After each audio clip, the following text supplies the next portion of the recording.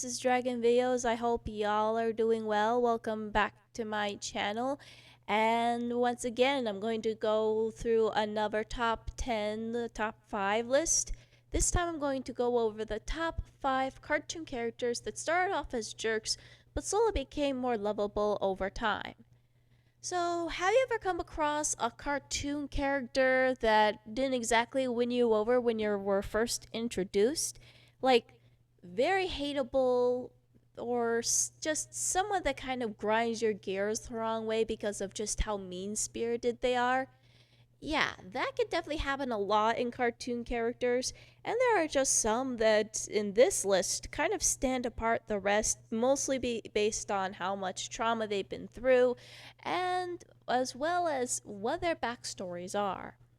Be warned, there can be some spoilers in this, so if you don't want to get spoiled, I'd recommend you stop watching this video, take a moment to watch these shows, and without further ado, let's begin. Never thought I'd see the day I would actually put Jax this early on the list. When I came across Jax, he was basically me for the past 3 episodes, practically scaring the daylights out of Pomni, and sometimes just giving Ragatha and Gangles a hard time. However, when we get to episodes 4 and 5, he starts changing his tune a little bit. In episode 4, seems to be losing control of his situation.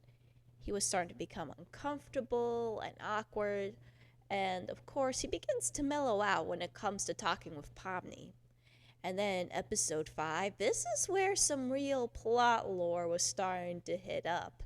He still was being his usual smug self, but every once in a while, in the quieter moments, like in the stargazing scene, he starts to become tense up and releases some of his more vulnerable side. So it definitely says that there's more to Jax than meets the eye. But I put him so early on the list because we're just slowly knowing of what's going on compared to the rest of the jerks that are coming down on this list. When Ida was first introduced in the Owl House in the first 2 episodes of season 1, she seemed like a scheming lady who wanted nothing more than to relive her rebel days.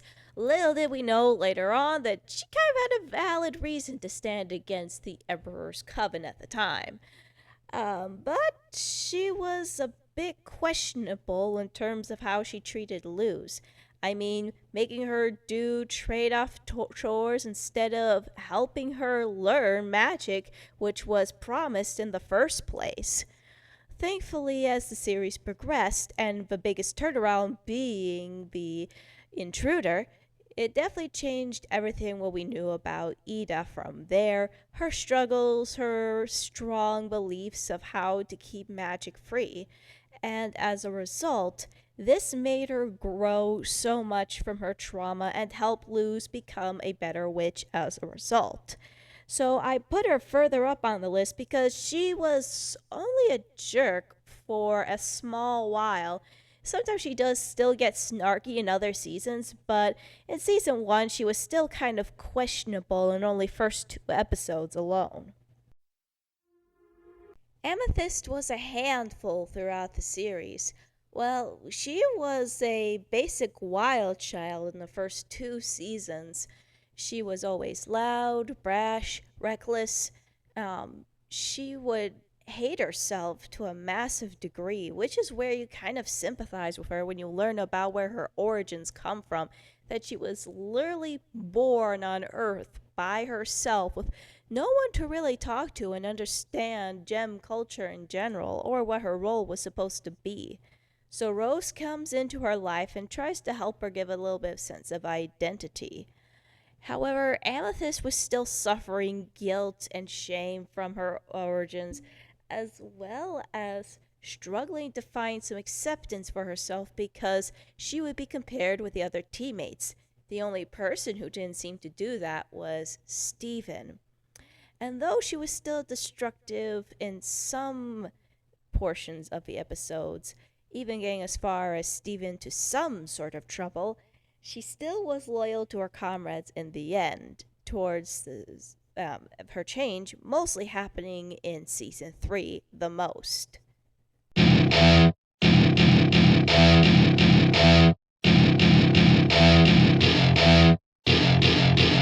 Now, when Angel was introduced in the pilot, he was kind of a mixed bag, and especially so in season 1. He seemed to disregard Charlie's belief about redemption, went as far as making her look bad in front of everyone. And of course, it seemed like he would just bother Husk and Alistair regardless of any warnings that Vaggie would throw at him. However, when you get to Addicted and episode 4 of the first season, you'd find yourself realizing that most of his behavior is a bit of a facade.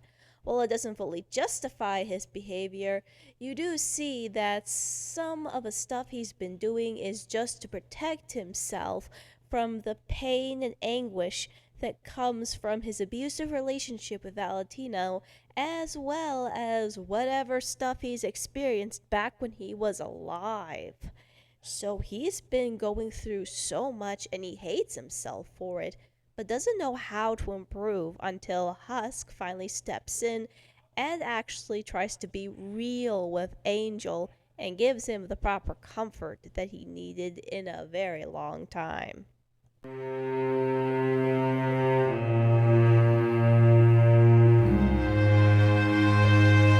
Okay, I understand for some of you who've probably seen my multitude of videos regarding Blitz and how he used to be in season 1, I feel like there's no way I should ignore putting him on the list in terms of being jerks that become a little bit more endearing later on. In season 2, his character does get better, but in season 1 at the time, well, he berates and gets rough for Roxy 6 ways to Sunday, gets questionable with Stolas, and I'm going to put that as mildly as possible for the sake of this review. And of course, he seems like he was always mean to anyone that would tick him off. But when you learn more about his past in season 2, you'd probably have some understanding of why he acts the way he does.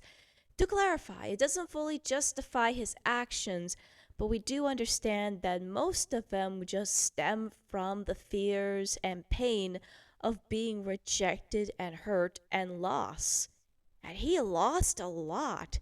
He lost the relationship of his friend, which thankfully he managed to get back, which does help in some ways in terms of healing. And then of course, he also gets a little firm with Stolas' relationship, but is slowly piecing together the struggles that Stolas is going through as well. And the two seem to connect. By then, even Blitz was willing to sacrifice his life in order to save IMP from his own mistakes. Yeah, that does scream a lot of character for Blitz in the span of just 2 seasons alone. It even makes me eager to see of how far he has come when season 3 rolls in.